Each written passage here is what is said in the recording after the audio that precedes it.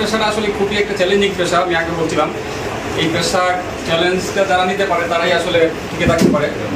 তো আপনাদের দোয়ায় এই পেশায় আমার অনেক কষ্ট হয়েছে, কিন্তু আল্লাহ আমাকে অনেক সম্মান দিচ্ছে। আজকে আমাদেরকে সম্মান দিচ্ছেন কারণ হচ্ছে এটা একটাই কারণ যে আমার চ্যালেঞ্জ নেওয়ার যে আমাদের প্রতিশ্রুতি ছিল, সততার সাথে আমি যে চ্যালেঞ্জ নিতে পারছি, এই জন্য আল্লাহর কাছে হাজার শুকরিয়া।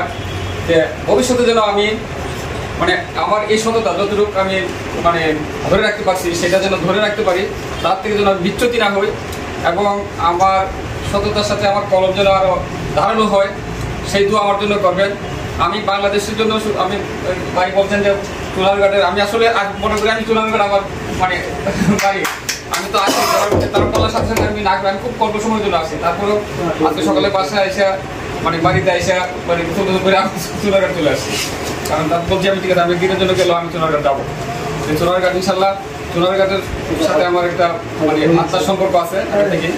তো সেই সম্পর্ক থেকে আমি বলছি যে আমি চুনারঘাটে নিজে মনে করে আসি, এবং আমাকে এইভাবে অতি বানাবেন না। অতি বানালে আসলে নিজের কাছে একটু খারাপ লাগে, মনে হয় যে আমি পর দেশ থেকে অতিথি লাগবে না। আমি আপনাদের ভাই হিসাবে ইনশাল্লাহ আপনাদের সাথে থাকবো এবং আছি। তো ভবিষ্যতে যেন আরেকটা কথা যেটা বললাম, ভবিষ্যতে যেন আপনার